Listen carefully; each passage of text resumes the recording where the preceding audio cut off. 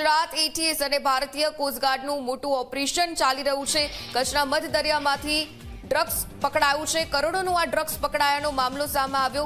મધ્ય દરિયેથી 1000 કરોડથી વધુ કિંમતનું ડ્રગ્સ પકડાયું। કરોડોના ડ્રગ્સની સાથે એક શખ્સની ધરપકડ પણ કરવામાં આવી છે।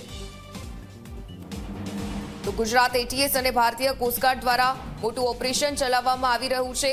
કચ્છના મધ્ય દરિયામાંથી કરોડોનું ડ્રગ્સ પકડાયું। મધ્ય દરિયેથી 1000 કરોડથી વધુ કિંમતનું ડ્રગ્સ પકડાયાનો મામલો સામે આવ્યો। કરોડોના ડ્રગ્સ સાથે એક શખ્સની ધરપકડ પણ કરવામાં આવી। સંવાદદાતા ફોન લાઈન પર જોડાઈ રહ્યા છે ઉદય, તેમની પાસેથી વિગતે જાણકારી મેળવીએ। ઉદય, જે રીતે ડ્રગ્સ પકડાવાનો આ મામલો ગઈકાલે પણ મેફેડ્રોન ડ્રગ્સનો મામલો સામે આવ્યો હતો ને આજે પણ જે રીતે કોસ્ટગાર્ડ દ્વારા ઓપરેશન હાથ ધરવામાં આવ્યું, આ ઓપરેશનને લઈને શું ખાસ અપડેટ્સ?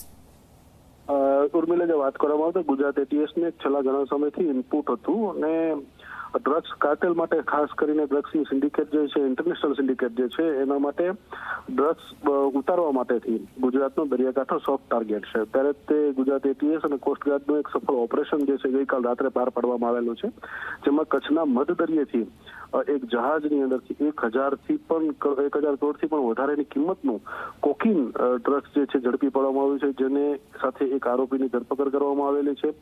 આ પ્રાથમિક તપાસમાં સામે આવ્યું છે કે આ જે જહાજ જે છે એ યુરોપ કન્ટ્રીમાંથી આવ્યું હતું અને છેલ્લે પાકિસ્તાન રોકાયું હતું। પાકિસ્તાનથી પછી અહીંયા ગુજરાતના દરિયા કિનારે આવવાનું હતું, પરંતુ એ પહેલા તે મધ્ય દરિયાથી ગુજરાત એટીએસ અને કોસ્ટગાર્ડે આ જહાજને રોકી એની અંદર તપાસ શરૂ કરી, જેની અંદર તપાસ કરતા 100 કિલોથી પણ વધારે કોકીન જે છે એ મળી આવ્યું છે। હવે આ ક્યાં જવાનું હતું તેને લઈને ગુજરાત એટીએસે વધુ તપાસ શરૂ કરી છે। ઉર્મિલા, બિલકુલથી ધન્યવાદ ઉદય, તમામ વિગતો સાથે જોડાવા બદલ।